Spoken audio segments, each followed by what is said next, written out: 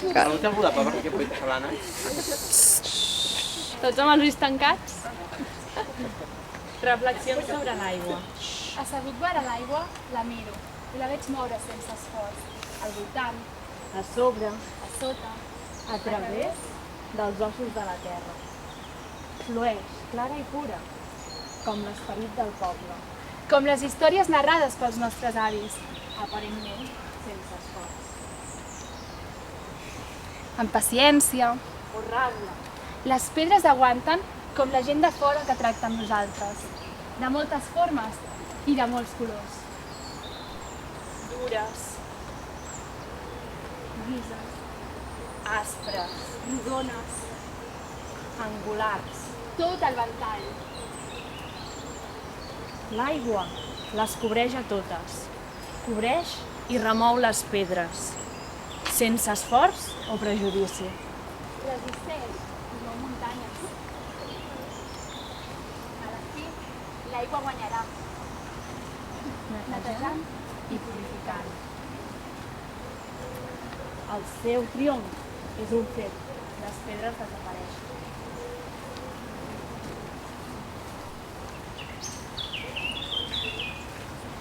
movent-se sense esforç, l'esperit i les històries perduraran.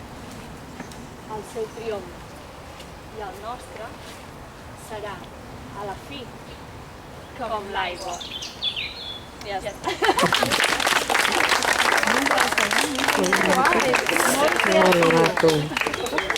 Molt maco.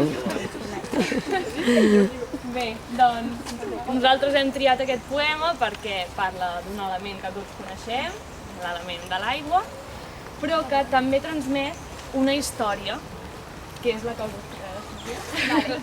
Doncs l'autor d'aquest poema, que és John Berry, formava part d'una tribu que era anomenada Choctaw, i aquesta estava situada al sud-est dels Estats Units. No? Què va passar? Doncs que amb el temps va estar dominada tant pels espanyols com els francesos. I més endavant, degut a uns acords que es va fer amb els Estats Units, es van veure obligats, no?, a anar a territoris indis i llavors separar-se de la seva terra i dividir-se en dues tribus més. Llavors, a partir d'aquesta idea i d'aquesta història, l'autor ens vol transmetre aquests sentiments que li va suggerir, no?, tot aquest enfrontament i aquestes batalles, a partir de dos elements, que un és l'aigua i l'altre són les pedres. L'aigua ens la presenta com aquell element que dona l'equilibri en el món, a la societat, no? I també que és l'origen de totes les coses. I les pedres ens les presenta com aquelles persones que diverses, per això diu rodones, llises, aspres, no? Diu tot el ventall, perquè aquestes són les que lluiten pel que ells veritablement volen. No?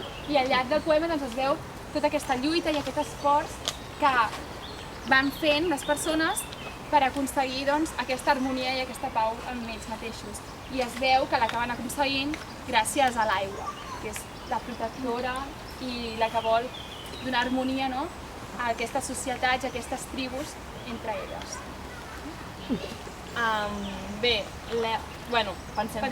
Pensem que és adequat aquest poema, però principalment per a alumnes de cicle superior, perquè malgrat que el vocabulari és senzill, no, és conegut, doncs les idees que vol transmetre són una mica complexes. Fins i tot a nosaltres al principi ens va costar una mica trobar-ho. I a més, creiem que pot ser adequat no només per això, sinó perquè també ajuda a tractar temes com la cultura, la pròpia identitat, no? La reflexió sobre el món i sobre temes doncs, com les textures de la natura, les emocions que pot sentir una persona, entre altres temes, no?, que podem tractar a l'aula. Com a possibles activitats, primer, d'una banda, treballant amb les llengües, podem jugar amb l'original, que és en anglès, que no ho hem dit, i aquesta és una traducció feta per la Glòria i la Julie Flanagan. Així podem fer un treball bilingüe i treballar vocabulari. També hem pensat que podem fer un taller d'escriptura amb els sentiments i treballant els sentiments i alguna història a partir d'un element natural o fer reflexionar-los sobre l'aigua i la vida.